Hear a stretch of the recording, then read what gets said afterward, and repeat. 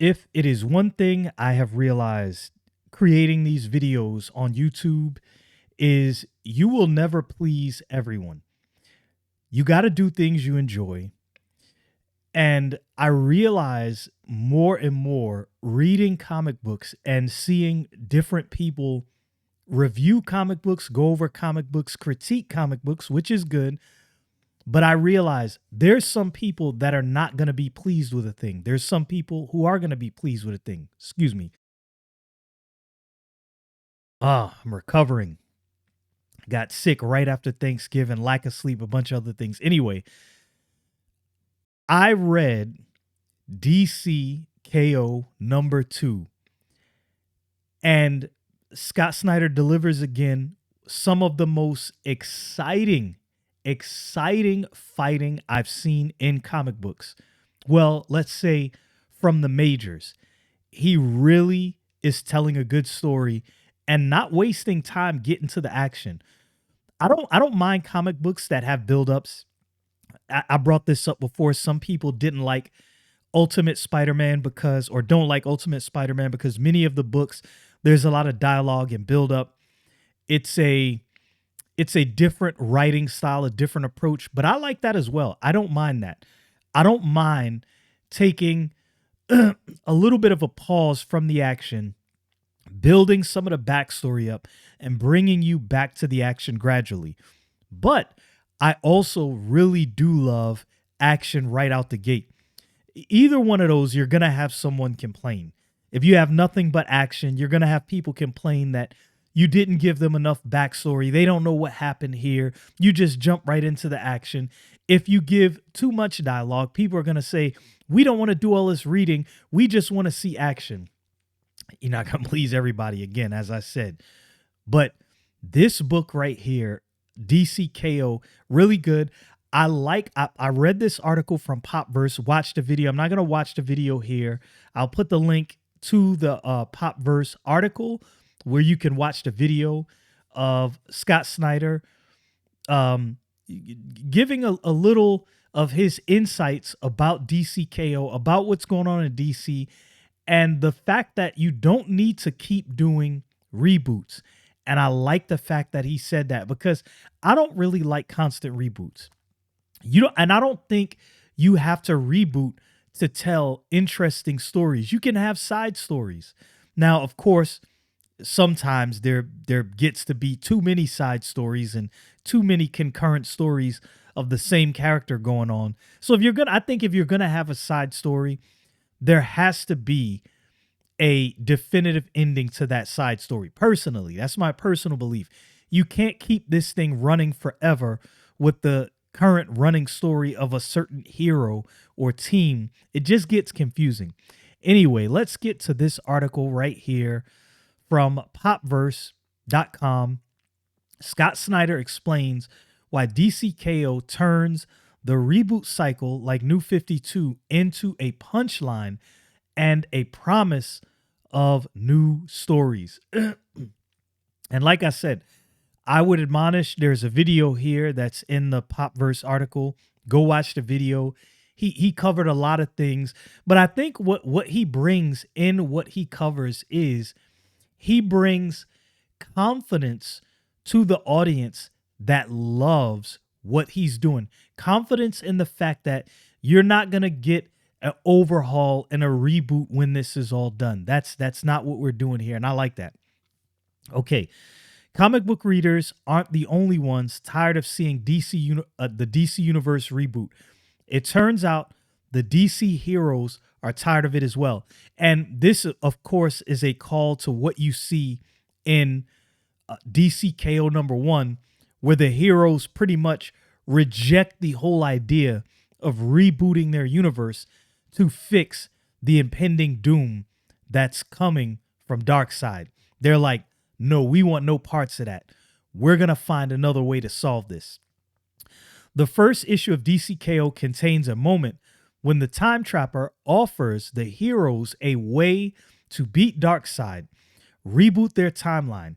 He tells them they've done it once before, and we see an image of DC's New 52. The heroes reject the offer, instead deciding to fight to save their universe.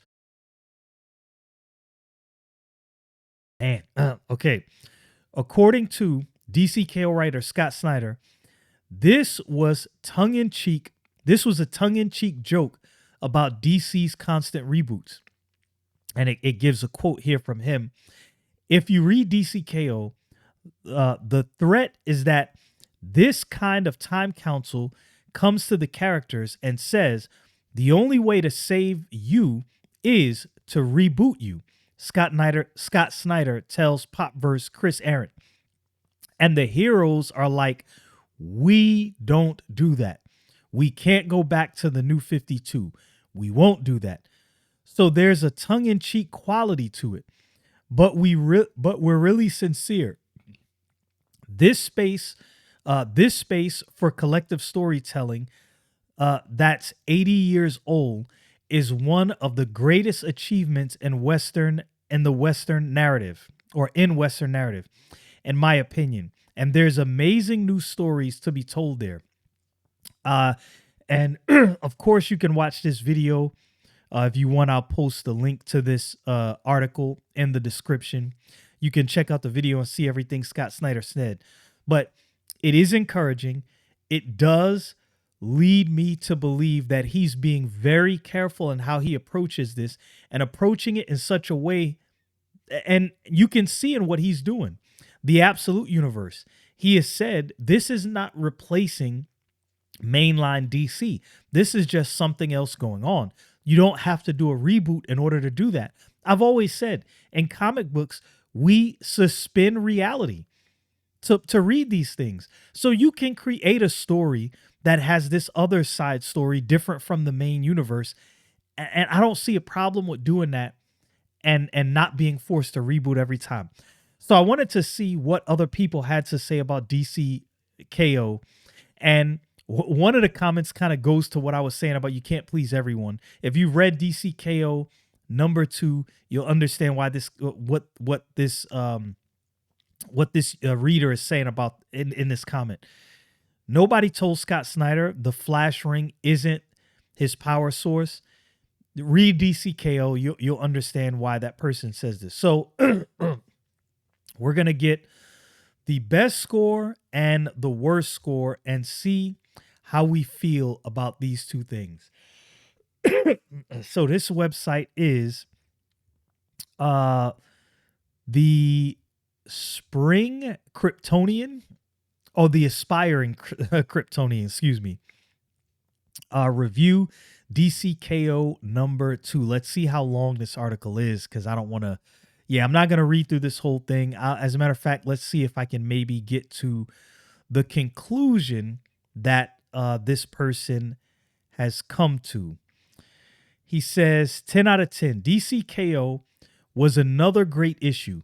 No punches pulled and a lot of great moments, including one between Wonder Woman and Etrigan the Demon. Hilarious and full of rhymes. And two between Luthor and Superman. Let me tell you, the battle between Lex Luthor and Superman in this is epic. And just when you thought the battle was wrapped up, something else happens. And I was like, oh, they're going for broke. And the stakes feel really high. But you kind of get the impression that things aren't necessarily final the way everything is playing out. Maybe I'm the only one that gets that impression. Anyway, I want more. And that's what DC Comics has promised us. There are 10 DCKO tie-ins next month, including the following battles: Superman versus Captain Atom, Wonder Woman versus Lobo, Harley Quinn versus Zatanna, and Red Hood versus Joker, before we get back to the fray. So that was one of the best reviews. He says 10 out of 10. Now let's take the worst review, and this is from comicbookrevolution.com, and it gave this book a 7. I'm guessing that's a 7 out of 10. So let's see what his conclusion is. Final thoughts. DCKO number 2 certainly delivers on showcasing how chaotic the King Omega tournament is. Every participant involved made for a reading experience where you were wondering how quickly things could turn when one of the most powerful DC Universe items was claimed. That said, this does not sell the requirement to add 8 comics to your pull list to read the Sweet 16 round of this tournament in December. A big reason for that is the lack of impact of what happens to the 16 that we lost in this tournament. If that was sold better, maybe there would be more of a consideration to pick up all the December tie-ins. But that's why it's good to have something like DC Universe Infinite to be able to wait until DCKO number 3 release. And I don't know. I'm not sure you need to get all of the tie-ins, because the way DCKO is being written, like if I had not read Batman DCKO Fight Night, I wouldn't necessarily be lost. Now, obviously, I wouldn't know what happened to Batman, but it really wouldn't present a problem for me. Now, he says art rating 7 out of 10. I think I got to disagree there. I think I would give the art at least a high 8, like an 8.8 out of 10. Story, I definitely would give it higher than a 7. I'd say story, there's some things that could have been, I guess, explained a little more, but I'm inclined to give things time. So for the story, I would give at least an 8.5 out of 10. My overall rating would be a 8.7. That would be my overall rating for the book. Story, action, pacing, art was all quality. Is it going to be the best book you've ever read? No, not by any means. But is it going to be a bad book? No, I don't think so. I don't think so at all. It was very enjoyable. At no point in the book did I think to myself, oh, why did this happen? Oh, I'm just not interested in this. Every moment captivated me as I was reading the book. Very solid. I think this is quality and definitely worth picking up if you're looking for something good to read.